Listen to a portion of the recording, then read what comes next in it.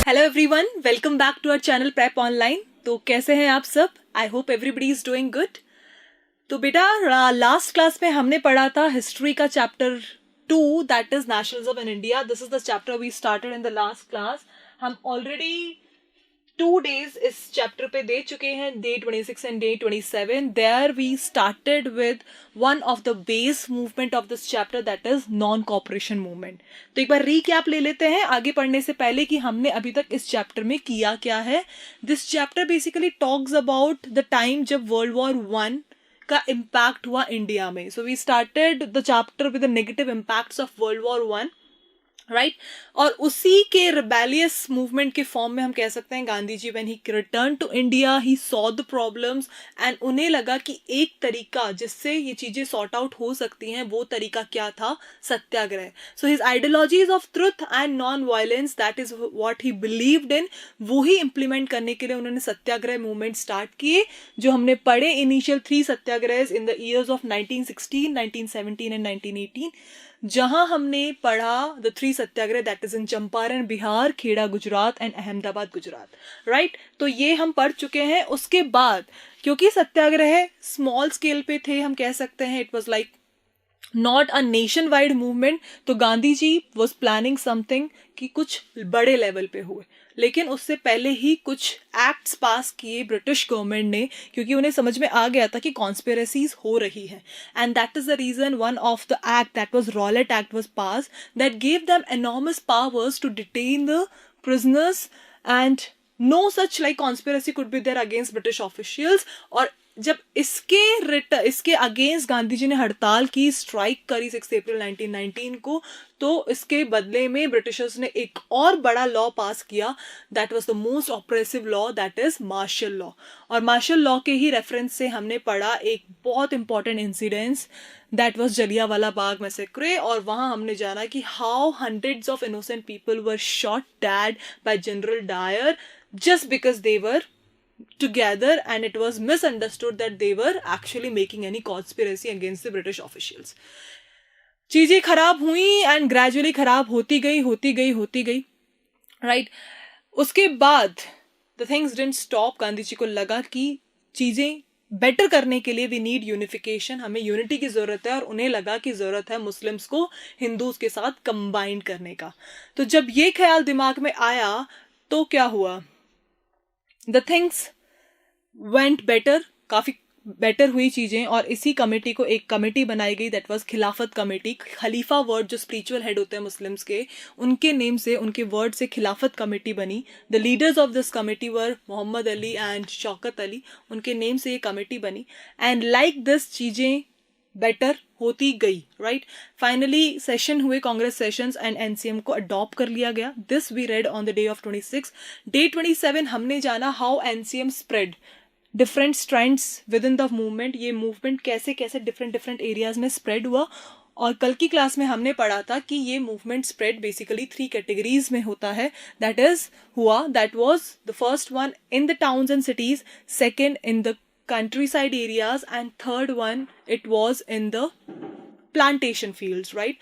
और NCM cities में हमने जाना कि कैसे खादी की कमी की वजह से ऑर्गेनाइजेशंस, इंडियन ऑर्गेनाइजेशन इंस्टीट्यूशंस की कमी की वजह से चीजें इतनी properly नहीं हो पाई। Though they boycotted foreign goods, the liquor shops were picketed, people gave up their titles, they gave up their jobs, designations, but it didn't continue for much time।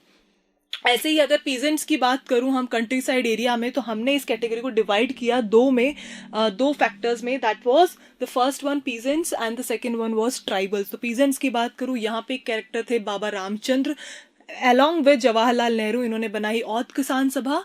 और यहाँ हमने समझा कि अगेन गांधी जी के नेम को एक गलत सेंस में यूज किया गया, that is why NCM had to be stopped. तो और अगर दूसरे केस में बात करूं ट्राइबल एरियाज में, तो यहाँ पे इंपॉर्टेंट कैरेक्टर थे अलूरी सीताराम राजू, जिनकी वजह से गोरिल्ला वॉरफेयर स्टार्ट हुआ गुदेम हिल्स आंध्र प्रदेश में।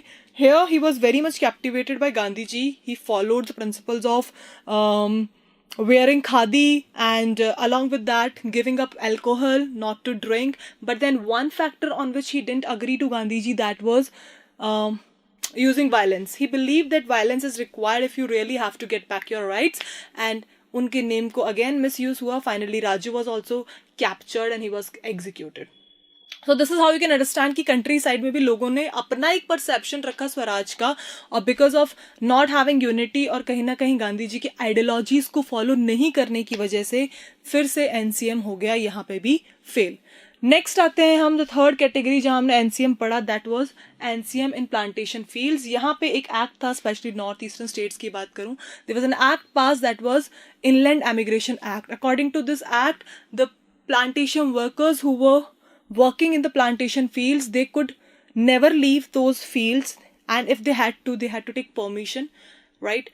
And this permission was rarely given to them. तो जब ये बात हुई, when this was all planned, ऐसा कुछ था, तो सबको लगा कि no, जब हर जगह नॉन कॉपरेशन हो रहा है, nobody is cooperating with Britishers, so why should we? And people, they just defied the British authorities, and they left those plantation fields and they started heading towards their home. But on the way only they were caught and they were actually beaten up brutally. तो चीजें यहाँ पे भी एक failure हुआ.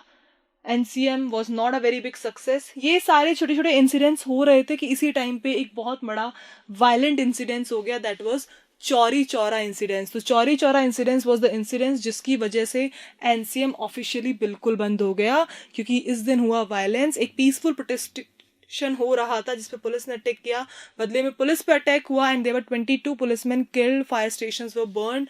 This was a level of violence I should say according to Gandhi ji. और उन्होंने फिर डिक्लेयर कर दिया कि जरूरत है क्या सत्याग्रही को ट्रेन करने की, उनको आइडियोलॉजी समझाने की, what is Satyagraha actually, what is NCM actually, and that is why he took a break.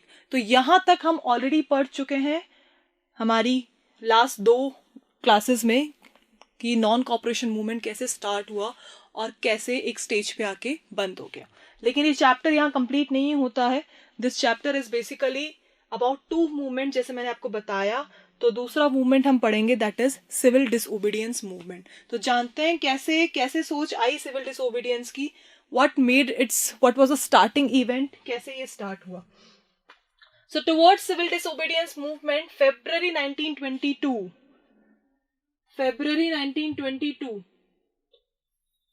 ये था आपका year and month. Mahatma Gandhi decided to withdraw the non cooperation movement, जैसा कि आपका किस इंसिडेंस की वजह से, that was due to Chauri Chaura incidence, right. He felt the movement was turning violent in many places and satyagrahis needed to be properly trained. ये 2 reason थे, training चाहिए थी और वायलेंस ज्यादा हो रहा था. So they need to be properly trained before they would be ready for mass struggle. तो उन्हें लगा जरूरत है 2 चीजों की, वायलेंस कम से कम हो, वायलेंस ना हो, एंड सेकेंड थिंग सत्याग्रहीज को चाहिए प्रॉपर ट्रेनिंग अप एक बड़े स्ट्रगल के लिए, मास लेवल पे स्ट्रगल के लिए, राइट. तो ये स्टार्ट कैसा हुआ, how did it start with in the Congress. अच्छा, इतना इजी नहीं था कि सबको सेटिस्फाई करने का कि like as we read initially also council elections को हर कोई बॉयकॉट करने के लिए रेडी नहीं था. लेकिन गांधी जी ने कन्विंस किया, नागपुर सेशन हुआ and that's how like everybody was convinced. But वो टसल आगे भी कांग्रेस में चल रहा था. एज आई टोल्ड यू, सबके लिए स्वराज का मीनिंग अलग अलग था. तो within the Congress there were some leaders, they were not tired of mass struggles, क्योंकि एनसीएम ऑलरेडी गांधी जी कर चुके थे एक हायर लेवल पे, एक लार्ज लेवल पे, and that became a failure. वो फेल हो गया. तो जब लोगों ने सुना जाना कि इतने लार्ज स्केल पे होके भी वो फेल हो गया है, तो एक फिर से एक नए मूवमेंट की तरफ जाने के लिए लोग थोड़े से एप्रहेंसिव थे. वो they were not like mentally prepare as such, इतना ओवरवेलमिंग सपोर्ट उन्होंने नहीं किया. सो यही हम आगे पढ़ने वाले हैं. They wanted to participate in elections वो boycott नहीं करना चाहते थे इस बार. They wanted to participate in the election to provincial councils that had been set up by Government of India Act 1919. तो इसके according जो elections थे वो उसमें participate करना चाहते थे. They felt that it was important to oppose British officials and policies within the councils, argue for reform and also demonstrate that these councils were not truly democratic. तो उन्होंने कहा कि अगर ब्रिटिशर से लड़ना है तो हमें उनका पार्ट, उनके साथ, उनके गवर्नमेंट में रहना होगा. हमें राइट्स चाहिए, हमें पावर्स चाहिए. बिना पावर्स हम कैसे लड़ेंगे? इसलिए इलेक्शंस को बॉयकॉट करना उन्हें एक गलत डिसीजन लगा. उन्हें लगा कि इलेक्शंस का पार्ट बनना चाहिए. ब्रिटिश ऑफिशियल्स को अपोज करने के लिए बेस्ट तरीका यही है कि काउंसिल में रहें, वो आर्ग्यू करें, right. There should be negotiations, arguments हों, एग्रीमेंट्स हों, and this is how they can demonstrate कि जो एसोसिएशन बना हुआ है वो ट्रूली डेमोक्रेटिक नहीं है. तो ये डिमांड्स थी लोगों की, और उन्हें लगा कि इलेक्शंस में रह के ही ये डिमांड्स फुलफिल हो सकती हैं. अब इसके लिए एफर्ट्स किसने लगाए? That was CR Das and Motilal Nehru form the Swaraj party. Please underline this, it is important. एक पार्टी बनाई हमारे रेडिकल्स ने, that was CR Das and Motilal Nehru within the Congress to argue for a return to council politics.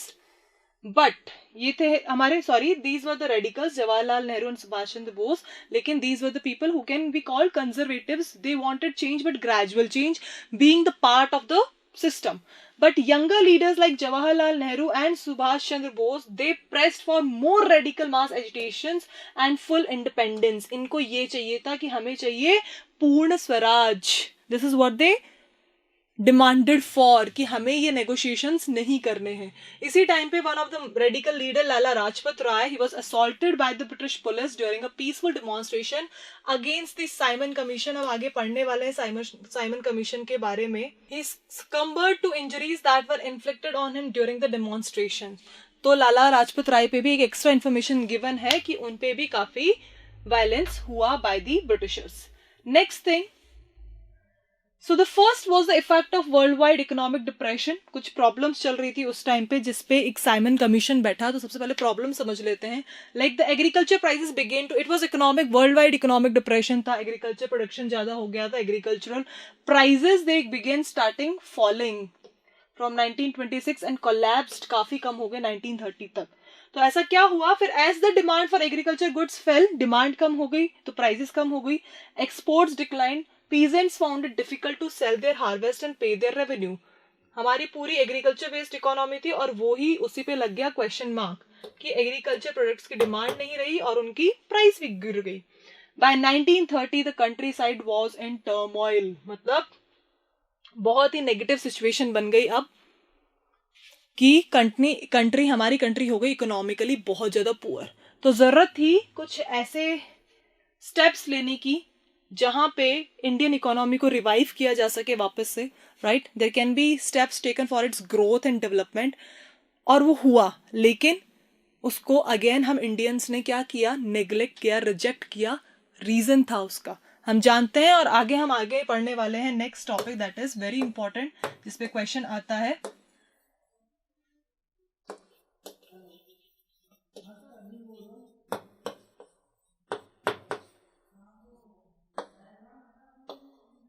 Simon commission आपने सुना होगा. Earlier also you must have read about go back Simon. तो Simon commission, तो against this background the new Tory government थी उस time पे Britain की. They constituted a statutory commission, एक लीगल, स्टैट्यूटरी मतलब लीगल कमीशन बना अंडर सर जॉन साइमन. तो इनके नेम से था इसीलिए इसको साइमन कमीशन बोला गया. It was set up in response to the nationalist movement.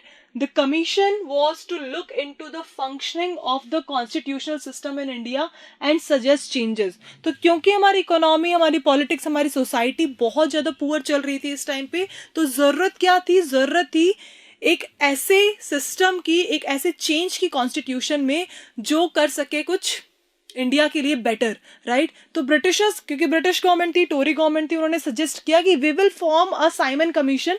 Sir John Simon के नेम से साइमन कमीशन बनाया गया. अब प्रॉब्लम क्या थी कि इंडिया के लिए सोल्यूशंस निकालने थे, इंडिया की बेटरमेंट के लिए बात करनी थी, लेकिन एक भी इंडियन नहीं था उसमें. सो दैट वाज समथिंग, बहुत बड़ा क्वेश्चन मार्क था साइमन कमीशन पे कि इंडिया के डेवलपमेंट के लिए है, हमारी कंट्री के बेटरमेंट के लिए है, और क्या, और हम ही नहीं है, Indians were not there in that, right. So the problem was that this commission did not have a single Indian member. एक सिंगल इंडियन मेंबर नहीं था इस कमीशन में.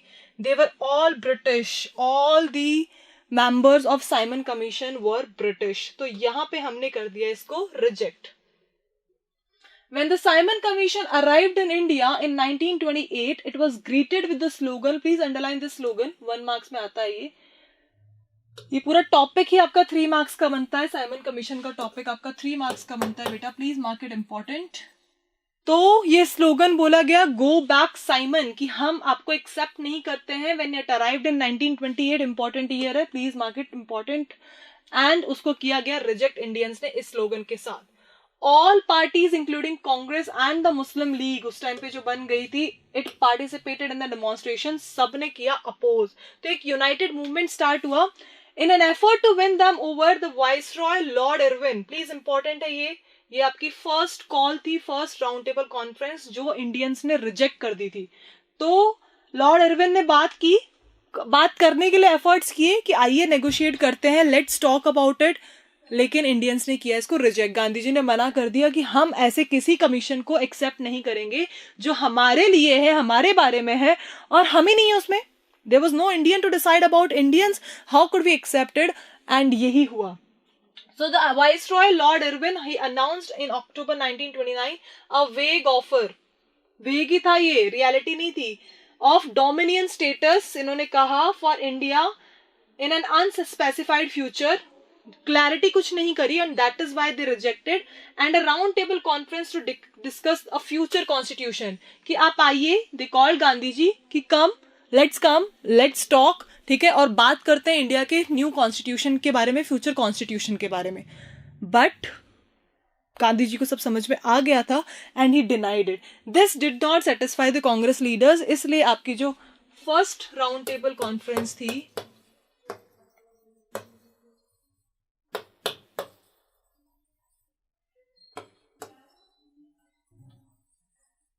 Which year, it was in 1929, it was rejected. ये हुई आपकी reject, right. आगे चलते हैं। सो साइमन कमीशन आया, रिजेक्ट हो गया, and that's how it was taken back. And उसी टाइम पे हमने पढ़ा अपने इन रेडिकल लीडर्स के बारे में। One of the radical leader that was Jawaharlal Nehru. So in December 1929 under the presidency of Jawaharlal Nehru, the Lahore Congress, यह है आपका Lahore Congress session, December 1929, third important session जो हम कांग्रेस सेशंस कर रहे हैं। सो लाहौर कांग्रेस सेशन हुआ December 1929।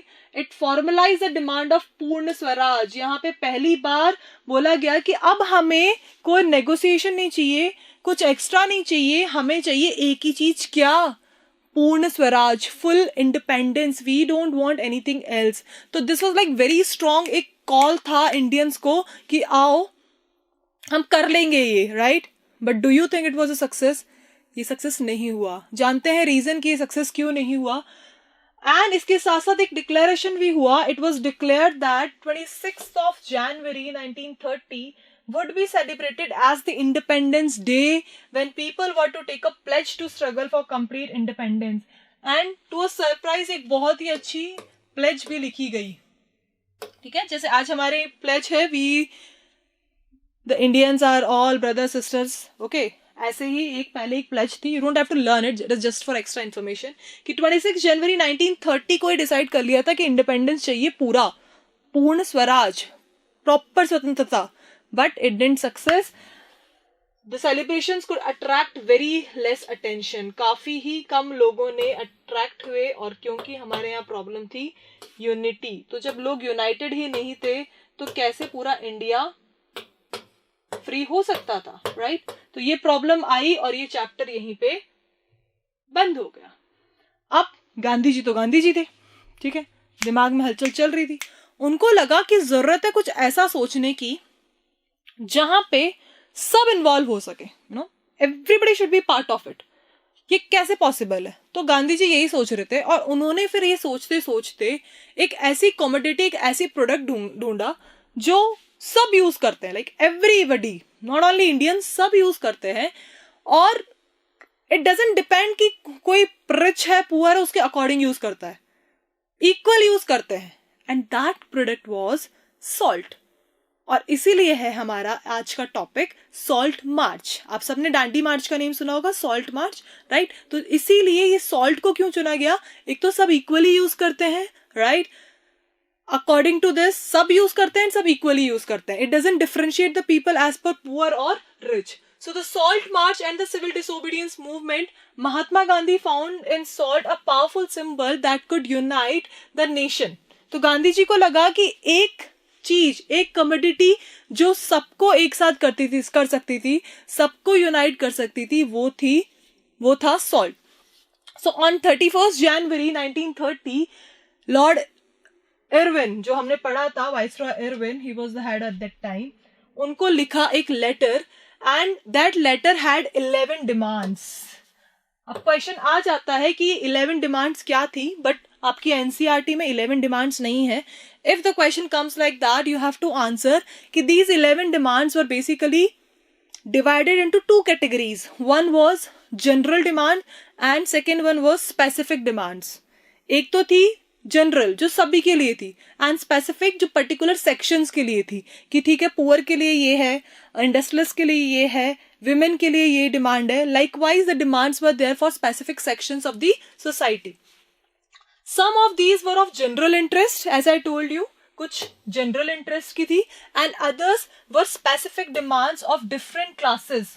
It could be from industrialist to peasants. तो इफ द क्वेश्चन कम्स कि डिमांड्स कैसी कैसी थी, तो डिमांड्स दो कैटेगरीज में डिवाइडेड थी बेटा. What were these categories? One was the specific demand and the other one was the general demand जो सबके लिए कॉमन थी. Next thing, Mahatma Gandhi letter. अब ऐसा नहीं था कि इस लेटर पे बात नहीं हुई. It was in a way an ultimatum. Gandhi ji ने बोल दिया था कि या तो हमारी ये बातें आप मान लीजिए, हमारी ये डिमांड्स मान लीजिए, वरना ये अल्टीमेटम है कि अब हम बहुत कुछ एनसीएम से भी बड़े लेवल का करने वाले हैं, right. So if the demands were not fulfilled by 11th of March, a day was fixed 11th of March तक. अगर ये नहीं होता है 1930 तक, so the letter stated Congress would finally launch a big civil disobedience campaign. और civil disobedience का मतलब समझ रहे हैं आप? नॉन कॉपरेशन था, नॉट टू कॉपरेट, हम आपके साथ कॉपरेट नहीं करेंगे. सिविल डिसओबीडियंस, हम आपको डिसओबे करेंगे, रूल्स तोड़ेंगे, आप जो कहोगे कॉपरेट तो नहीं करेंगे. इवन हम civilians, the civil disobedience, the civilians लोग जो है कंट्री के, वो डिसओबे करेंगे. They are going to not only not to cooperate, but they are going to not only deny, but वो break करेंगे, rules तोड़ेंगे, law तोड़े जाएंगे. तो ये decide किया, and Irwin was unwilling to negotiate. तो जो 11 demands पे था, उस पे हो गया question mark. अब गांधी जी भी अपनी बात पे अड़े हुए थे कि इस बार नहीं किया तो हम कुछ बड़ा करेंगे, और उन्होंने किया. क्या किया? So Mahatma Gandhi started his famous Salt March accompanied by 78 of his trusted volunteers. अपने 78 volunteers, trusted volunteers के साथ महात्मा गांधी ने स्टार्ट करी क्या? अपनी Salt March. Okay, so the march was, कितना टाइम लगा इसको? Almost it took 24 days and it was about 240 miles from Gandhi's आश्रम. स्टार्ट हुई गांधी जी के आश्रम साबरमती से, और जाके सॉल्ट बना कहाँ पे? डांडी में. So to the Gujarati coastal town of Dandi. तो स्टार्ट हुआ आपका साबरमती से और जाके एंड हुआ आपका डांडी पे. So this was the most important thing. इसको मार्क बूस्टर बताया गया है. The question comes like this only कि कहाँ से कहाँ तक हुई थी डांडी मार्च. तो Sabarmati Ashram of Gandhi ji, it started from there and it ended at Dandi. Next thing, the volunteers walk for total 24 days. 240 miles थे, तो 240 miles आपके 24 days 10 miles per day cover हुए. और ये एक बहुत मास स्ट्रगल बना. Thousands came to hear Mahatma Gandhi wherever he stopped, and he told them what he meant by Swaraj and urged them to peacefully defy the Britishers. Gandhi ji ने एक चीज हमेशा ध्यान में रखी, क्या? कि during this salt march also कुछ भी वायलेंस नहीं होना चाहिए. गांधी जी ने खुद ने रूल तोड़ा. रूल था कि सॉल्ट पे टैक्स लगेगा, राइट. फर्स्ट थिंग, सॉल्ट कितनी कॉमन कमोडिटी है, सबको मिलना चाहिए, और उस पे भी tax, very high tax. And second thing, we Indians were not allowed to produce it. तो गांधी जी को चाहिए थे राइट्स. तो जब इंडियंस को नहीं मिले ये rights, he had to fight. तो बहुत सारे रीजंस थे सॉल्ट को मेन प्रोडक्ट रखने का, मेन रखने का कि क्यों सॉल्ट ही, as I have told you कि इससे ज़्यादा कॉमन आइडेंटिटी कमोडिटी कुछ था ही नहीं. That is the reason he took this commodity जो सबको एक कॉमन फीलिंग दिला सके, एक फीलिंग ऑफ नेशनलिज्म, यूनिफिकेशन की फीलिंग आ सके, राइट. सो ये स्टार्ट हुआ एंड इट डिडंट स्टॉप. इसके बाद चीजें रुकी नहीं, चीजें बढ़ती गई. जब गांधी जी ने खुद ने चीजें रिबेल करी, डिनाई किया कि no, no more, we will not accept it. And finally 6 April was the day जब दांडी मार्च एंड हुई. लोग पहुंचे कहाँ से? साबरमती से 240 माइल्स का डिस्टेंस कवर करके पहुंचे दांडी में. And that is the reason it is called Dandi march. अब क्वेश्चन मैप का आ जाता है ऐसा कि प्लेस होगा गुजरात में मार्क और आपसे पूछा जाएगा identify the marked place that is associated with breaking of salt law और production of salt by Gandhi ji. तो आपको क्या याद रखना है? It is Dandi. यही क्वेश्चन अगर ऐसे आ गया स्टार्टिंग ऑफ दांडी मार्च तो आपका प्लेस हो जाएगा अब Sabarmati. So make it clear children, starting Sabarmati से थी और जाके ये मार्च कंप्लीट दांडी में हुई, इसलिए इसको दांडी मार्च बोलते हैं. ओके. सो गांधी जी ने किया सेरेमोनियली, ओपनली रिबेल किया उन्होंने, और फाइनली एट लास्ट जाके उन्होंने himself only violated the law and manufactured salt by boiling sea water. खुद ने सी वाटर बॉयल करके सॉल्ट प्रोड्यूस किया. एंड दैट्स हाउ कह सकते हैं कि सॉल्ट मार्च क्या था? सॉल्ट मार्च और Dandi March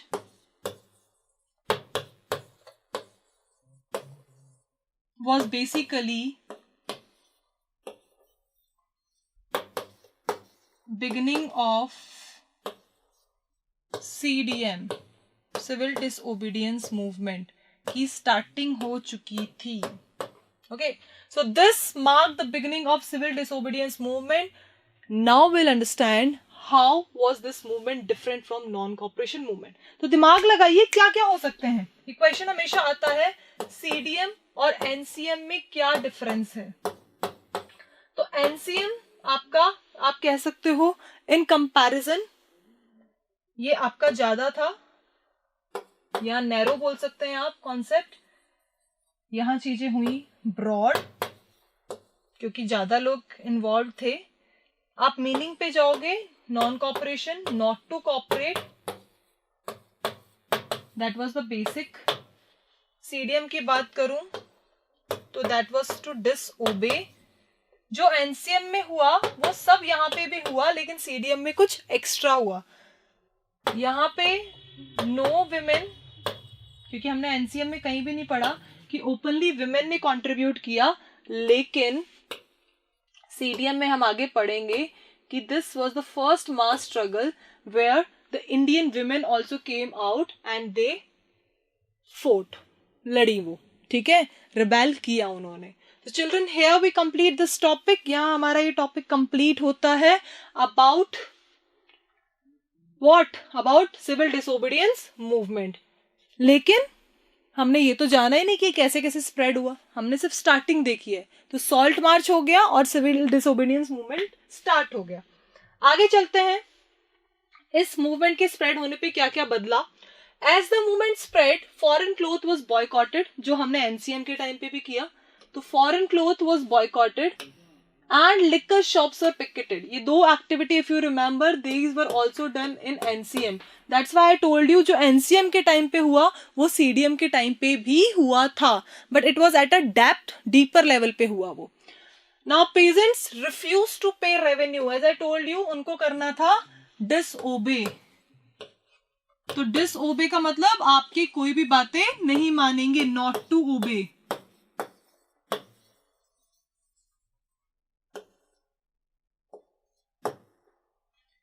first thing, they denied to pay revenue. Next, chowkidari taxes, no taxes, no revenue. Village officials resigned कि हमें करनी नहीं है आपकी job.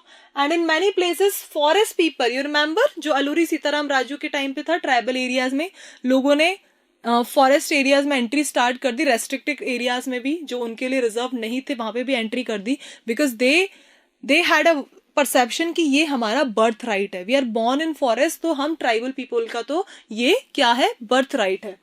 So the forest people violated forest laws going into reserve forest to collect wood and graze cattle. तो ये किया किसने किया ये फॉरेस्ट पीपल ने. They started entering into reserve forest to collect wood and graze cattle. So this is how लोगों ने start कर दिया आप ओपन सिविल डिसओबीडियंस मूवमेंट. अब सब सही से ही लग रहा है कि बहुत सही चल रहा होगा ना, सक्सेसफुल हो गया होगा, लेकिन नहीं हुआ, इतना इजी नहीं था. समझते हैं आगे क्या हुआ. तो गवर्नमेंट को ये चीज समझ में आ गई कि चीजें हो रही हैं लार्ज स्केल पे, right. British government, of course British government को लगना था डर, और लगा. So they got worried, and worried by the developments, the colonial government began arresting the Congress leaders one by one. ये कर सकते थे वो रोकने के लिए कि अरेस्ट करो, पकड़ लो, जब मिलेंगे ही नहीं, फॉर्म ही नहीं करेंगे एसोसिएशन, बात ही नहीं होगी, तो स्प्रेड भी नहीं होगा मूवमेंट. तो this is what they started doing. They started arresting the Congress leaders one by one. This led to violent clashes in many places. Clashes होने थे, लोग तो बिल्कुल ओपन रिपेल कर रहे थे. When Abdul Ghaffar Khan, a devout disciple of Mahatma Gandhi, was arrested in April 1930. Please underline his name. इनका name important है, आगे भी आएगा ये. तो one of the most devoted disciple, Gandhi ji के follower थे अब्दुल गाफर खां. इनको कर लिया गया arrest in April 1930. So angry crowds demonstrated in the streets of Peshawar, facing armored cars and police firing, and many were killed. तो आप समझ सकते हो जो गांधी जी को नहीं चाहिए था वो हो रहा था. Violence was spreading. Okay. So a month later, when Gandhi ji himself was arrested, सिर्फ अब्दुल गाफर खां को अरेस्ट नहीं किया गया और वायलेंट चीजें नहीं हुई, इसके साथ साथ Gandhi ji himself was arrested. Industrial workers in Sholapur attacked police post. Along with that, municipal buildings were attacked. Law courts and railway stations, all structures that symbolize British rule. तो जो भी buildings, जो भी institutions या organizations जो British government का tag लगाते थे, उनके अंडर आते थे, उनका रूल था उन पे, उन सब पे ओपन क्या स्टार्ट हो गए, अटैक स्टार्ट हो गए. तो somewhere the violence started spreading again. और वो था गांधी जी के व्यूज के अगेंस्ट. उनके अकॉर्डिंग था ट्रुथ, उनके अकॉर्डिंग था कि अगर आपका कॉज करेक्ट है, if the cause is true, अगर रीजन सच्चा है तो आप कर सकते हैं एक्चुअली जो आप करना चाहते हैं बिना किसी प्रॉब्लम के. बट वो हुआ नहीं. So a frightened government responded with the policy of brutal repression. उधर से उनका बहुत हाइपर रिएक्शन था और इधर इंडियंस भी लगे हुए थे अपने ओपन रिबेलियन पे. You can see in this picture the police crack down in satyagraha in 1930. Like there was a mass protest and police started suppressing them down. उसके अलावा क्या क्या किया, peaceful satyagrahis they were attacked, women and children were beaten, and about 1 lakh people were arrested. You can understand, इतने लोग, 1 lakh people were arrested. अब लगा गांधी जी को कि there was the time to call off. आप समझ रहे हो ना, जहां पे चीजें बहुत हाई हो जाती थी, अब लगता था कि अब सक्सेस होने वाले हैं, तो लगता गांधी जी को नहीं, ये तो था ही नहीं तरीका, ये नहीं करना था, और वहीं पे वो मूवमेंट को रोक दिया उन्होंने. जैसे ही मूवमेंट रुके, ग्रेजुअली लोगों का ट्रस्ट जो एक बना हुआ था, एक इंटरेस्ट, एक एंथुजियाज्म मूवमेंट्स में पार्टिसिपेट करने का, वो डिक्रीज होता गया. And same happened in the case of civil disobedience movement. In such a situation Mahatma Gandhi once again decided to call off the movement and entered into a pact. ये आपका था Gandhi Irwin pact. Okay, एक pact जिसे बाद में बोला गया second round table conference, क्योंकि फर्स्ट वाली क्या की थी गांधी जी ने, कांग्रेस ने बॉयकॉट कर दी थी. So a pact was signed on March 1931. By this Gandhi Arvind Pact, Gandhi ji consented to participate. उन्होंने हाँ कर दिया इस बार राउंड टेबल कॉन्फ्रेंस के लिए in London, and now he went to London and the government agreed to release the political prisoners. उन्हें कहा गया कि आप आइए, we will talk, and उन्होंने कहा, उनकी डिमांड थी गांधी जी की बेसिकली कि आप हमारे जो प्रिजनर्स आपने जो हमारे प्रोटेस्टर्स जेल में डाले हैं, you are going to release those political fighters. ये एक वेग ऑफर था, एक्चुअली ऐसा कुछ भी नहीं हुआ. When Gandhi ji in December 1931 Gandhi ji went to London. It's important here, please mark it important. For the conference, but the negotiations broke down. जिस काम के लिए वो गए थे वो नहीं हुआ, and he return disappointed. Actually his faith was betrayed. But जब वो आए तो चीजें बिल्कुल अलग थी. He discovered that the government had begun a new cycle of repression. एक अलग ही तरीका निकाल लिया था गवर्नमेंट ने अपने अगेंस्ट जितनी भी कॉन्स्पिरसीज हो रही थी उनको सप्रेस करने का. वो तरीका क्या था? प्लीज मार्क इट इम्पोर्टेंट है ये आपका. Ghaffar Khan, you remember I told, इनका नेम फिर से आएगा. The big disciple follower of Gandhi ji. He and Jawaharlal Nehru were both in jail. उनको जेल में डाल दिया गया. The Congress had been declared illegal. Congress को illegal declare कर दिया. And a series of measures had been imposed to prevent meetings. कोई भी meetings नहीं होंगी, demonstrations और boycotts, इन सब के ऊपर लगा दिया pressure कि ये सब नहीं होगा. तो यू कैन अंडरस्टैंड ये सब प्लान था. सेकेंड राउंड टेबल कॉन्फ्रेंस सिर्फ एक वे गोफर था कि गांधी जी उस टाइम पे वहां चले जाएंगे और पीछे से ये सारी चीजें हो जाएंगी, और यही हुआ. For over a year the movement continued, but by 1934 तो क्या हुआ? 1932 में फिर स्टार्ट किया गांधी जी ने, बट 34 तक सीडीएम पे लग गया फुल स्टॉप. तो क्या समझ में आया अभी तक? एक काफी हाई स्केल तक मूवमेंट्स पहुंचते थे, लेकिन जो आइडियोलॉजी से शुरू होते थे वो आगे तक कंटिन्यू नहीं होती थी. कहीं ना कहीं वायलेंस यूज होता था, और जिसकी वजह से फिर क्या होता था, गांधी जी को वो मूवमेंट रोकना पड़ता था, और फिर वापस से बेस से शुरू करना. एंड लोग इतने एंथुजियास्टिकली उसमें परफॉर्म नहीं करते थे, पार्टिसिपेट नहीं करते थे. Okay, so this is what we have done till now. अब बात करते हैं, जैसे कि हमने एनसीएम के टाइम पे भी पढ़ा था, different strands within the movement. Movement के अंदर डिफरेंट लोगों ने कैसे स्वराज को अलग अलग कॉन्सेप्ट में समझा. यहां पे भी लोगों ने स्वराज को अपने तरीके से लिया. सबसे पहले जानते हैं how participant saw the movement. अब बेटा यहाँ पे हम करने वाले हैं, अभी क्वेश्चन बहुत इंपॉर्टेंट है. कई बार अगर पेपर का लेवल बहुत अच्छा है तो ये 5 मार्क्स में आ जाता है. अब 5 मार्क्स में 5 कैटेगरीज, हम 5 तरह के पार्टिसिपेंट. जनरली ये टॉपिक आपका 2 to 3 पेजेस का एनसीईआरटी में, but I will make it very easy for you. आपके लिए इतना इजी हो जाएगा कि 5 मार्क्स का 3 पेजेस का क्वेश्चन आप सिर्फ 5 लाइन में लर्न कर लोगे. How? Let us understand. First category आप करेंगे रिच पीजेंट्स.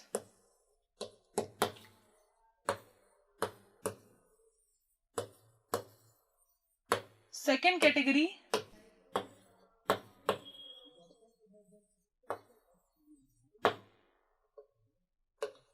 थर्ड कैटेगरी हम करेंगे rich peasants, poor peasants.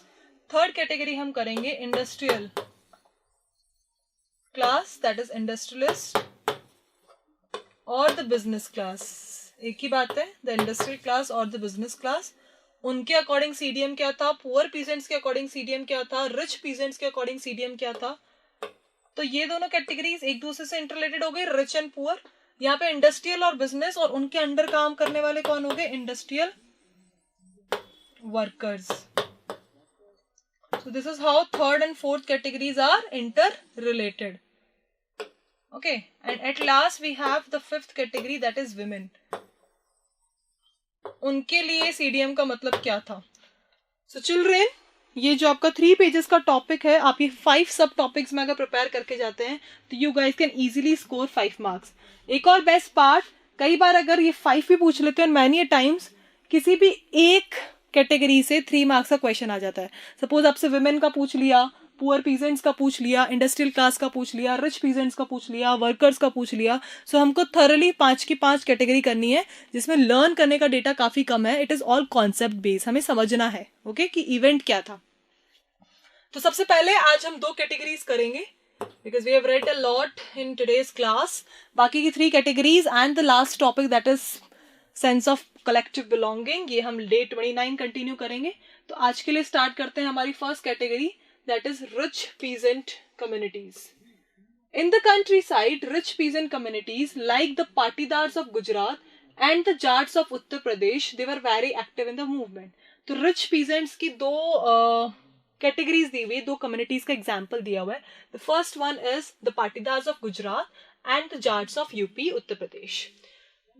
So because these areas, being producers of commercial crops, they were very hard hit by the trade depression. जो हमने पढ़ा था, economic depression आया था, जिससे agriculture products की value और demand दोनों हो गई थी low. तो rich peasants को आ रही थी बहुत problem.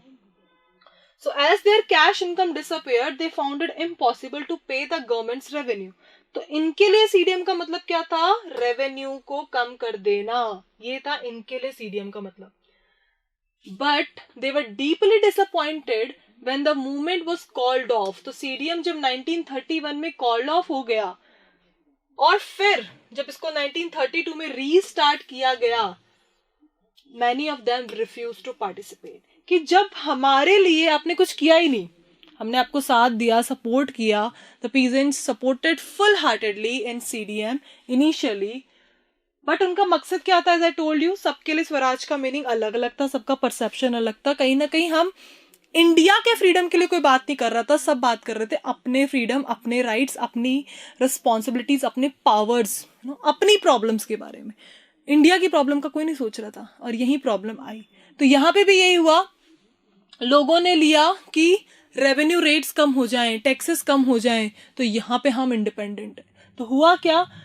They were deeply disappointed when the movement was called off in 1931 without the revenue rates being revised. Revenue rates को revise करे बिना ही movement को call off कर दिया. CDM as you know आपका 1931 में off हो गया. Second CDM, ये था आपका first CDM, 2 CDM हुए. Second CDM आपका फिर 1932 में start हुआ, but there was hardly any participation, so 1934 में ये फिर से stop. तो ये इतना long आपका चल नहीं पाया, hardly for 2 years. So when the movement was restarted in 1932, many of these rich peasants, they refused to participate कि हमें participate ही नहीं करना है. तो ये था आपका rich peasants का perception कि हमारे लिए स्वराज क्या था? Taxes. अब poor peasants का क्या था? आपको लर्न नहीं करना, आपको समझना है. देखो, रिच पीजेंट्स उनका था हायर लेवल पे टैक्सेस की, गवर्नमेंट को रेवेन्यू. पुअर पीजेंट्स इनको देने पड़ते थे क्या? क्योंकि इनके पास अपनी लैंड नहीं थी, तो इनको देना पड़ता था लैंड पे रेंट. रेंट किसको? रिच पीजेंट्स को. तो रिच पीजेंट्स की डिमांड्स थी गवर्नमेंट के लिए और पुअर पीजेंट्स की डिमांड थी किससे? रिच पीजेंट से, कि वो उनकी लैंड का रेंट वेव ऑफ कर दें, फ्री कर दें, राइट? उनको पे नहीं करना पड़े. अब कांग्रेस पार्टी या गांधी जी या उनके लीडर्स या तो रिच पीजेंट्स को सपोर्ट कर सकते थे या पुअर को कर सकते थे. हुआ क्या? Somewhere they indirectly directly supported rich peasants, तो पुअर पीजेंट्स अपने आप ही साइड में हो गए. तो आपको यही समझना है कि ये तो जो 2 कैटेगरीज हैं, इनकी डिमांड्स एक दूसरे से थी. तो या तो एक की डिमांड मानी जा सकती है या दूसरे की मानी जा सकती है. जिसकी मान ली उसके दूसरी वाली पार्टी अपने आप ही क्या हो गई? आपके अगेंस्ट हो गई. ये हुआ इस केस में. तो पुअर पीजेंट्स के साथ क्या हुआ? जिनकी खुद की लैंड नहीं थी. तो the poor peasantry were not just interested in lowering of revenue demand. Of course revenue तो था ही. इनके पास 2 प्रॉब्लम थी. One was revenue, that is taxes, और सेकेंड प्रॉब्लम थी इनकी rent. Okay. So many of them were small tenants. उनकी खुद की लैंड नहीं थी. They were cultivating land. They had rented from landlords. So as the depression continued and cash incomes dwindled, उनकी income बिल्कुल नहीं रही. The small tenants found it very difficult to pay their rent. उनको बहुत problem आने लगी. They wanted, उनकी demand थी unpaid rent to the landlord to be remitted. कि ये जो हम पे नहीं कर पाए इसको माफ कर दो, वेव ऑफ कर दो, because we are not able to pay it any more. ये डिमांड थी पुअर पीजेंट्स की. किन से? रिच पीजेंट्स से. They joined a variety of radical movements often led by socialist and communist. क्योंकि सोशलिस्ट एंड कम्युनिस्ट की क्या सोच होती है? रिच से लैंड लेके पुअर में डिस्ट्रीब्यूट कर दो. Equality of income, equality of resources, this is what they believe in. तो इनको लगा पुअर पीजेंट्स को कि एनसीएम में, सीडीएम में पार्टिसिपेट करके हम ऐसा कर लेंगे. But apprehensive of raising issues that might upset the rich peasants and landlords, the Congress was unwilling to support no rent. जब उन्होंने कैंपेन स्टार्ट किया कि हम रेंट नहीं देंगे, कांग्रेस ने इस कैंपेन को, नो रेंट कैंपेन को डिक्लाइन कर दिया कि हम इसमें सपोर्ट नहीं करेंगे. तो पुअर पीजेंट समझ गए ये बात कि क्या हो रहा है. So the relationship between the poor peasants and the Congress leaders remain uncertain because उन्हें लगा कि support तो कुछ मिल ही नहीं रहा है. So that is the reason कि poor peasants की side से भी CDM को लग गया question mark. Are you getting? समझ में आया? तो अभी तक हमने बेटा 2 कैटेगरीज की हैं, that is the rich peasants